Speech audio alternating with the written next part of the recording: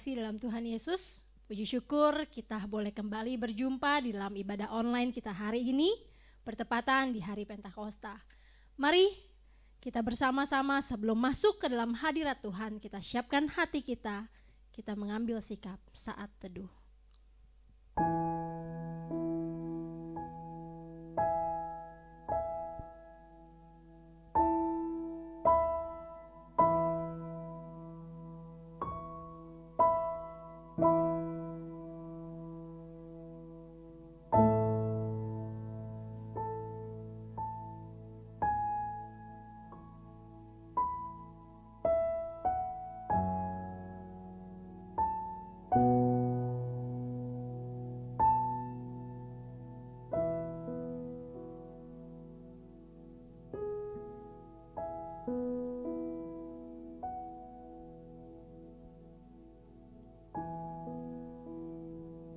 Bersyukurlah kepada Tuhan, serukanlah namanya. Perkenalkanlah perbuatannya di antara bangsa-bangsa. Bernyanyilah baginya, bermazmurlah baginya. Percakapkanlah segala perbuatannya yang ajaib. Bermegahlah di dalam namanya yang kudus. Biarlah bersuka hati orang-orang yang mencari Tuhan. Jemaat sekalian, kita mulai ibadah kita. Kita mau bersama-sama menaikkan satu pujian, Datang Roh Kudus.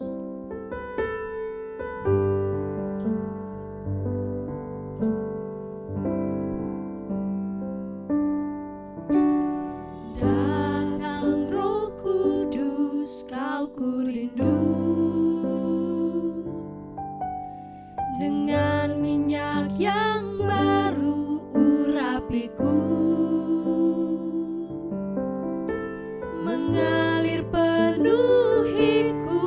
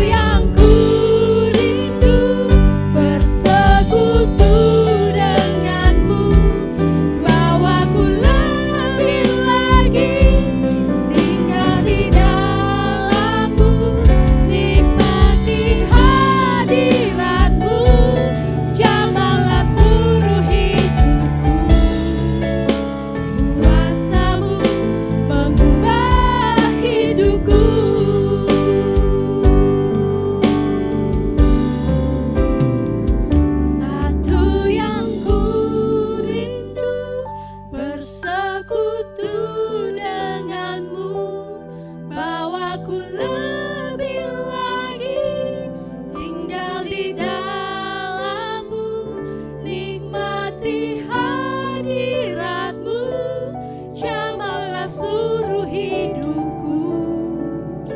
Kuasamu mengubah hidupku, kuasamu mengubah hidupku,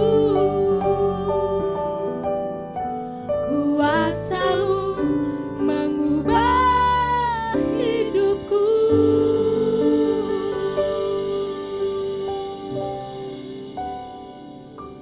Sungguh Tuhan, inilah satu kerinduan di hati kami, bahwa kami mau lebih dekat lagi dengan Tuhan.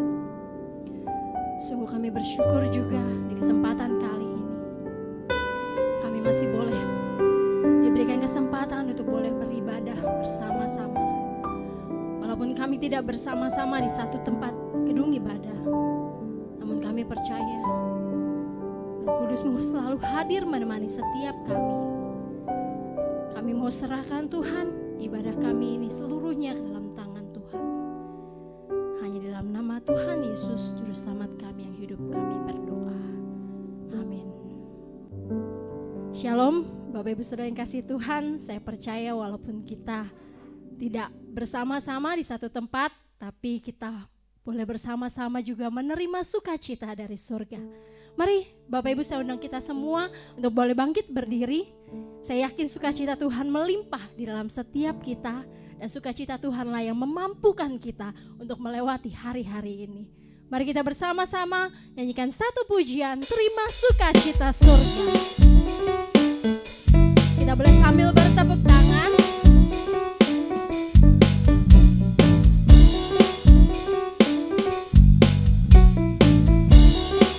Semua yang bersukacita katakan terima sukacita. Sukacita surga, itulah kekuatan bagi jiwa. Ku dapat rasakan kasih-Nya di tengah badai yang bergelora. Terima sukacita surga, itulah kekuatan bagi jiwa. Ku dapat saksikan kuasa-Nya taklukkan badai yang bergelora.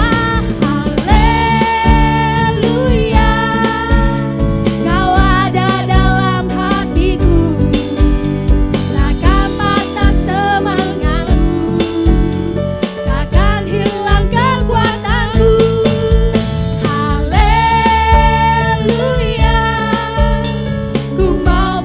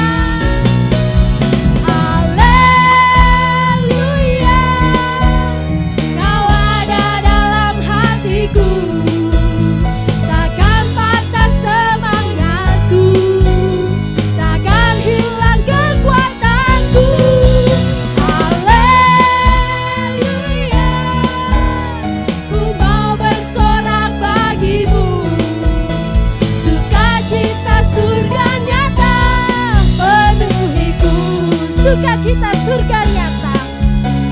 Sukacita surga nyata penuhiku.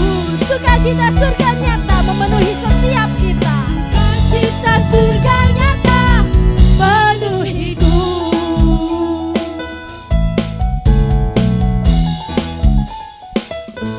Mari setiap kita yang sudah menerima sukacita surga, kita berikan kemuliaan bagi Tuhan kita.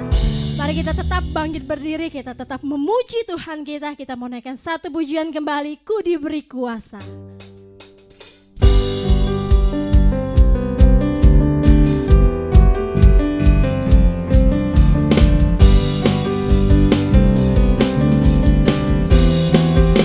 Katakan, ku diberi kuasa.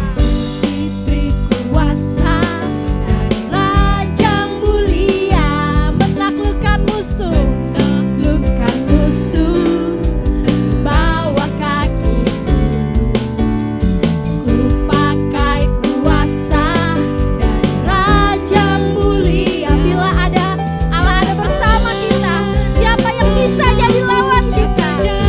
Lawanku sungguh besar Kau Tuhanku, Engkau perisai hidupku. Ku berdiri dengan iman dalam Yesus Tuhan. Kau yang memberi kemenangan, ku bersorak merayakan. Terpujilah Engkau Raja segala raja.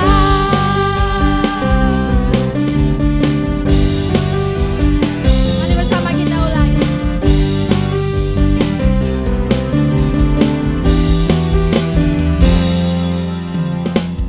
Diberi kuasa dari Raja mulia menaklukkan musuh di bawah kakiku. Ku pakai kuasa dari Raja mulia. Bila Allah ada bersamaku, siapa jadi lawanku? Sungguh besar Kau Tuhanku, Engkau perisai hidupku. Ku berdiri dengan iman dalam Yesus Tuhan. Kau yang memberi kemenangan, ku bersorak merayakan. Terpujilah Engkau Raja segala raja. Engkau Tuhanku, Engkau perisai hidupku. Ku berdiri dengan iman dalam Yesus Tuhan. Kau yang memberi kemenangan, ku bersorak merayakan. Terpujilah Engkau Raja segala raja. Terpujilah Engkau Raja. Terpujilah Engkau Raja segala raja. Terpujilah Engkau Raja segala raja.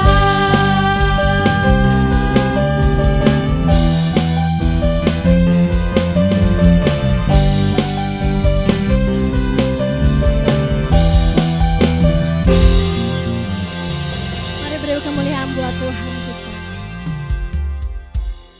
Bapak Ibu sekalian, saya undang tetap bangkit berdiri. Kita mau bersama-sama mengakui mempercaya kita melalui pengakuan iman rasuli.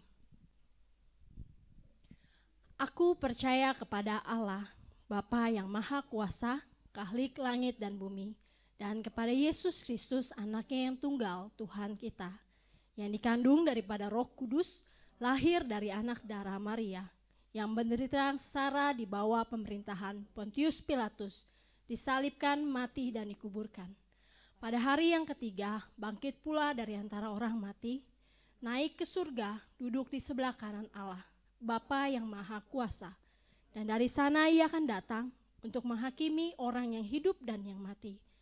Aku percaya kepada Roh Kudus, gereja yang kudus dan am, persekutuan orang kudus, pengampunan dosa, kebangkitan daging dan hidup yang kekal. Amin. Jemaat dipersilakan duduk kembali. Yesus sudah naik ke surga, tapi dia tidak meninggalkan kita seorang diri.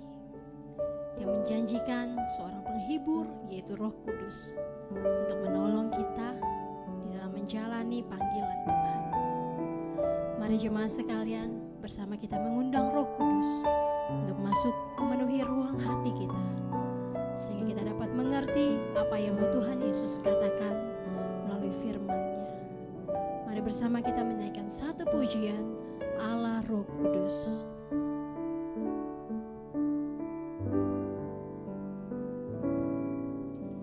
Yesus Tuhan ditinggikan, dimuliakan dan naik ke surga. Dia berikan Roh Kudus-Nya, menguatkan dan menolong selalu. Sungguh ku rindu bersekutu denganmu selamanya. Kita ulangi sekali lagi. Katakan, Yesus Tuhan ditinggikan. Yesus Tuhan ditinggikan.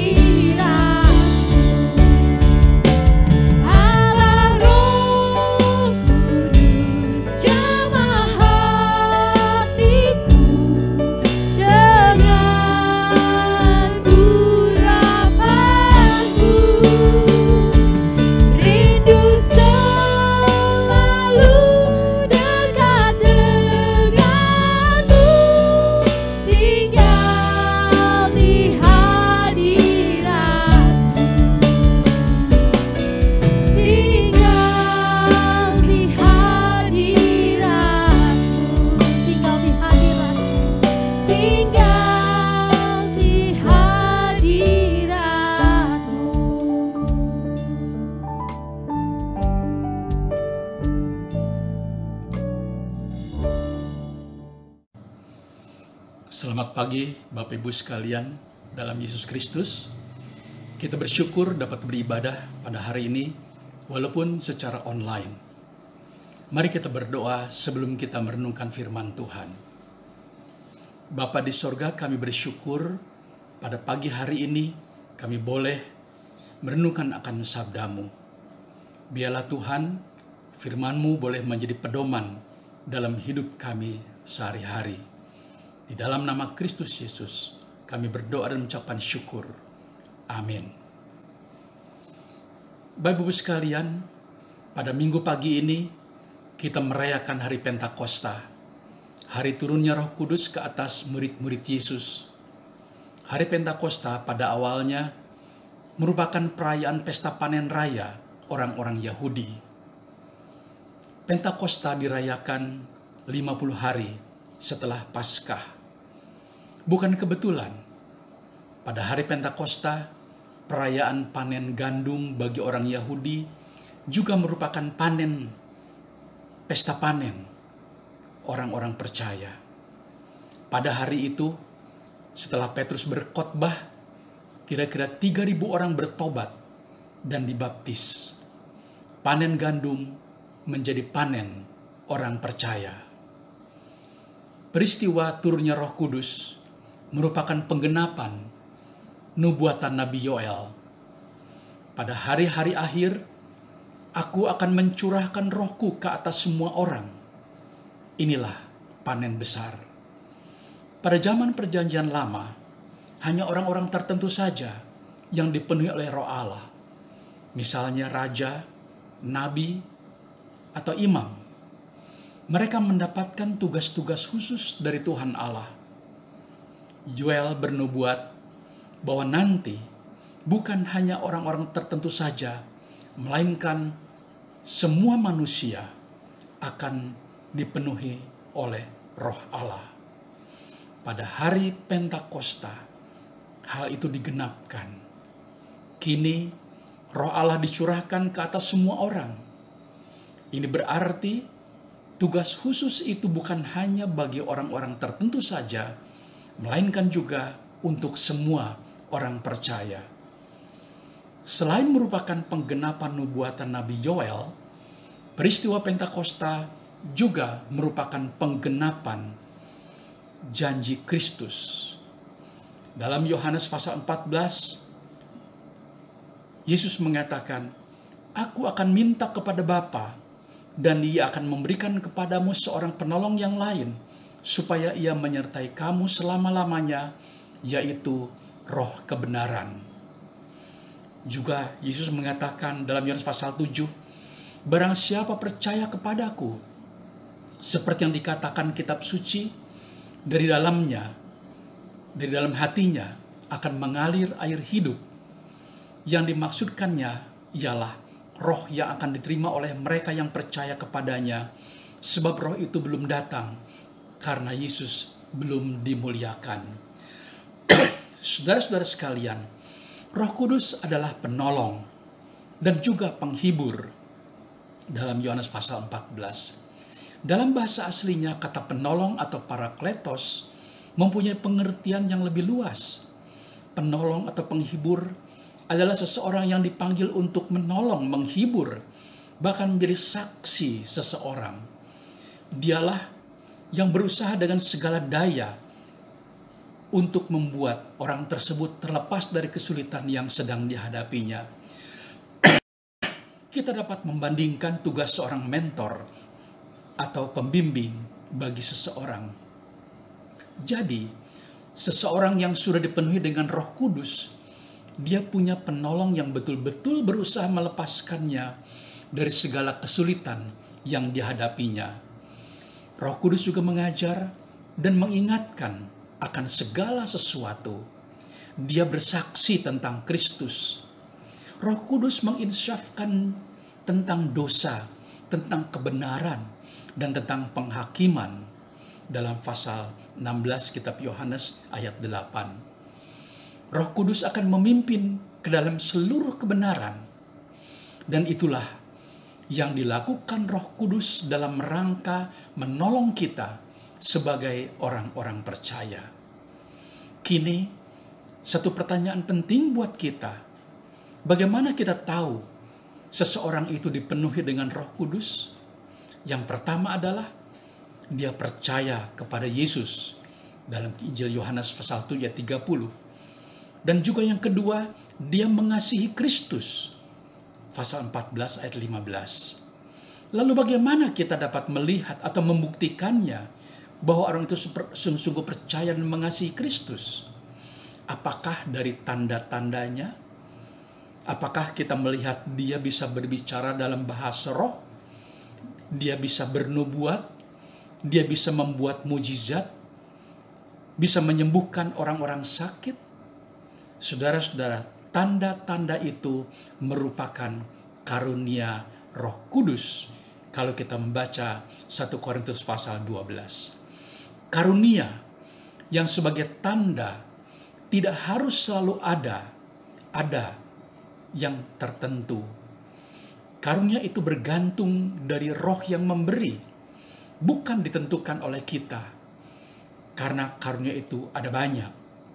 Mungkin seseorang hanya mendapatkan satu saja, mungkin 2, mungkin 5, mungkin banyak, dan masing-masing bisa berbeda. Bila ada orang yang hanya menekankan salah satu, yang mengatakan harus ada yang ini, dia sesungguhnya tidak mengerti akan Alkitab. Pesta Pentakosta yang pertama yang diceritakan dalam Kisah pasal 2, apakah di sana ada bahasa roh? Tidak ada. Peristiwa Pentakosta menjadikan murid-murid Yesus jadi berani bersaksi, sebab ada kuasa, yaitu Roh Kudus, yang mempersatukan walaupun dalam berbagai bahasa. Perhatikan, bukan bahasa roh, melainkan bahasa yang sudah ada, bahasa manusia. Jadi tidak selalu orang dipenuhi Roh Kudus itu dapat, apalagi harus bisa berbahasa roh. Peristiwa Pentakosta tidak ditandai dengan bahasa roh, tetapi mereka berbicara dalam berbagai bahasa yang dimengerti oleh manusia. Bahasa yang dipergunakan untuk bersaksi. Itu sebabnya Injil Kristus harus diberitakan dalam bahasa yang dimengerti oleh pendengar. Bahasa yang dapat dimengerti oleh orang-orang Partia, oleh orang Media, orang Elam, Pontus, Arab, dan sebagainya. Jadi bukan suara atau bahasa yang aneh yang tidak dimengerti oleh manusia. Tanda-tanda bisa salah, bisa dipalsukan, dan karena itu harus diuji.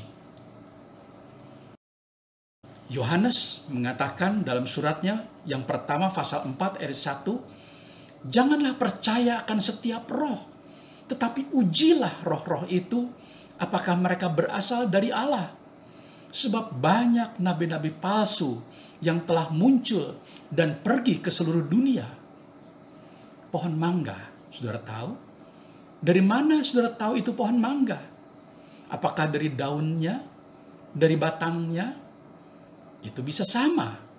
Mungkin itu bukan mangga, tapi pohon cempedak. Kedua pohon itu mirip. Kita bisa yakin betul itu pohon mangga setelah kita melihat buah mangga yang bergelantungan di pohon itu. Demikian juga dengan roh. Kita dapat melihat dengan yakin dari buahnya. Buah roh yang diuraikan dalam kitab Galatia pasal 5 ayat 22 sampai 23. Ada berapa buah? 9? Kebanyakan orang mengatakan seperti itu. Bukan 9. Bukan buah-buah roh, tetapi satu buah roh. Kesatuan buah roh yang ada 9 rasa dari satu buah. Satu kesatuan buah roh, bukan buah-buah roh, tetapi hanya satu buah roh yang di dalamnya ada 9 bagian. Saudara-saudaraku yang sekalian, di dalam situasi kita sekarang ini di Indonesia, semua orang mengalami dampak dari virus corona. Tidak satu pun yang luput. Bagaimana kita sebagai orang percaya menghadapi tantangan, menghadapi kesulitan ini? Pemerintah menganjurkan prosedur kesehatan dengan tidak berkerumun, menjaga jarak, tidak mudik, harus sering cuci tangan, harus pakai masker kalau keluar, hidup bersih, dan sebagainya. Tentu semuanya itu harus kita patuhi. Bahkan larangan beribadah di gereja dalam jumlah banyak orang, kita tidak boleh hanya melihat pada larangan itu saja. Tentu harus dalam kaitan dengan kesehatan, menjaga jangan sampai virus corona itu menyebar melalui kerumunan orang banyak.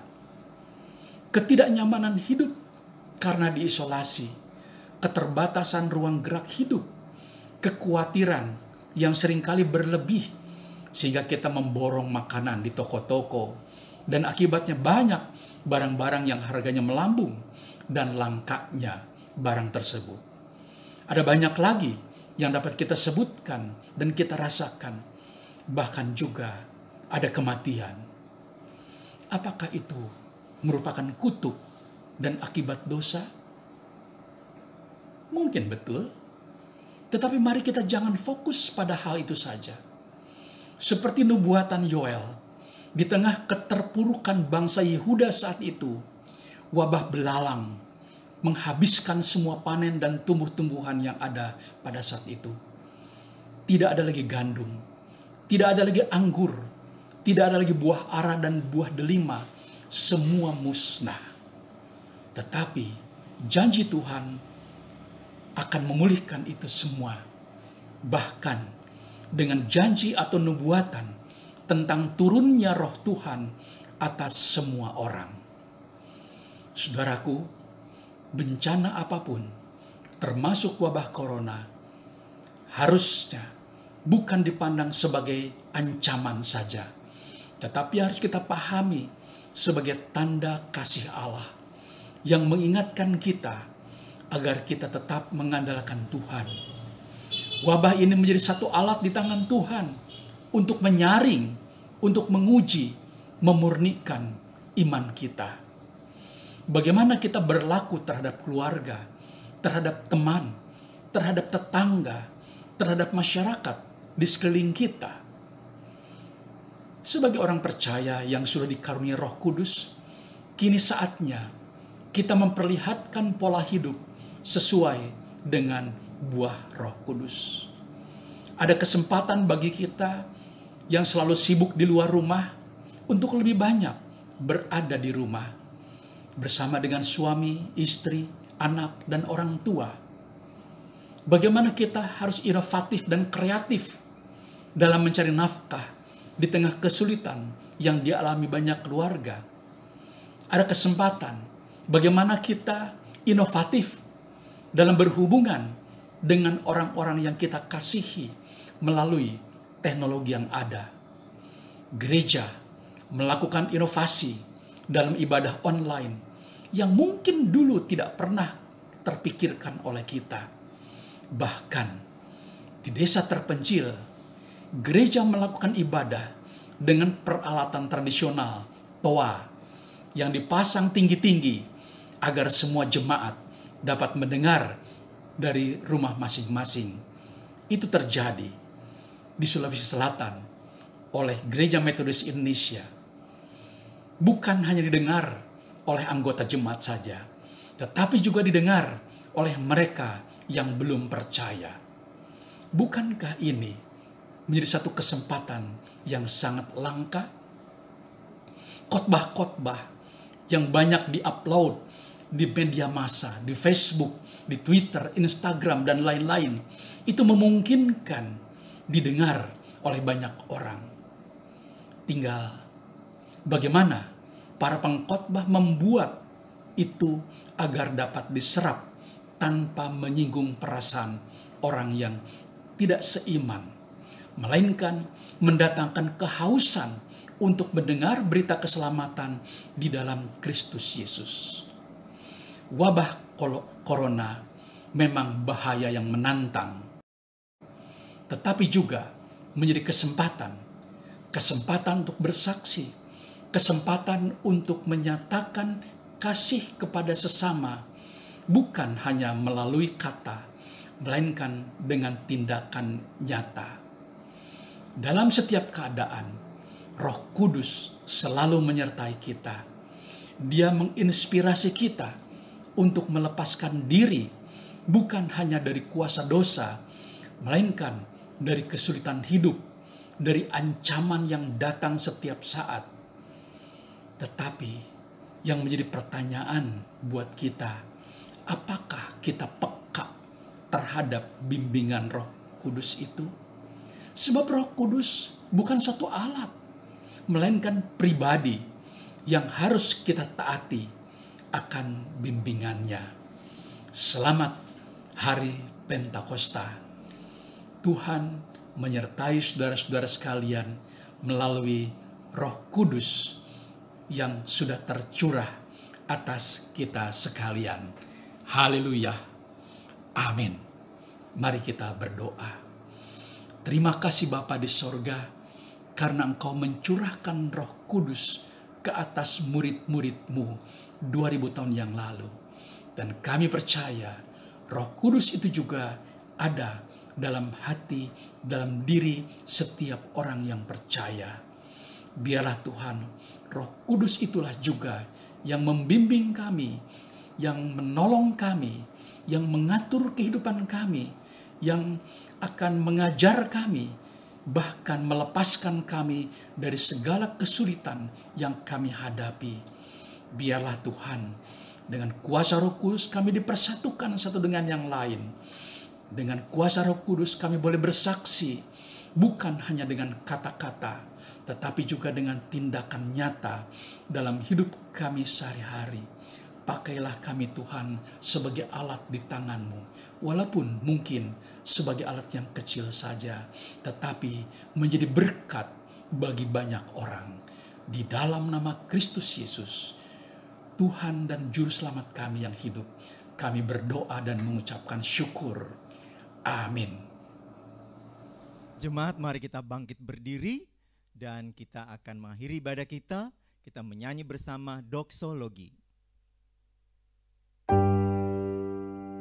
Kepada Allah beri puji, serta kepada Al-Masih, Roh Kudus muliakan, berkuasa dan berkasihan.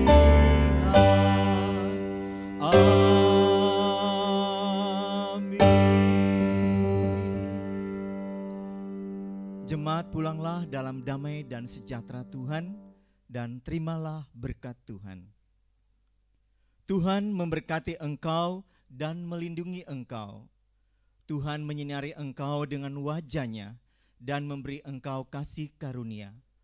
Tuhan menghadapkan wajah-Nya kepadamu dan memberi engkau damai sejahtera, mulai hari ini, esok, sampai selama-lamanya. Amin.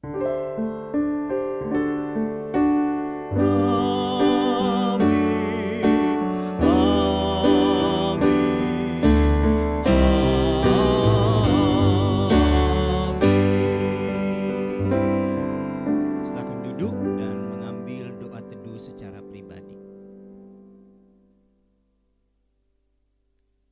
Warta Jemaat Minggu 31 Mei tahun 2020. Pertama, kita diingatkan kembali bahwa minggu depan, yaitu tanggal 7 Juni 2020, tepatnya jam 10, kita akan ada ibadah online seperti ini lagi dengan tema pemuridan bertumbuh dalam firman Tuhan di channel YouTube GMI Genesaret. Yang kedua, kita diingatkan kembali bahwa setiap hari Kamis jam 19.30 malam, kita ada doa malam dan Bapak Ibu bisa mengikutinya di channel YouTube GMI Genesaret. Bagi Bapak Ibu yang mempunyai pokok doa, bisa mengirimkan pokok doanya kepada Saudari Lia. dan kita akan doa bersama, dan doa ini akan didoakan secara khusus oleh tim doa kita. Dan bagi Bapak Ibu yang akan memberikan persembahan syukurnya kepada Tuhan, bisa memberikan melalui rekening BCA yang ada dituliskan nanti setelah ibadah warta ini. Bapak Ibu bisa melihatnya nomor rekeningnya. Dan warta terakhir kita pada pagi hari ini, dan bagi Bapak Ibu yang ingin berpartisipasi dalam pembangunan gereja kita, dapat Bapak Ibu salurkan melalui nomor rekening yang ada di berikut ini. Tuhan memberkati kita sekalian. Dan happy Sunday today for all. Selamat hari Minggu, Tuhan memberkati. Amin.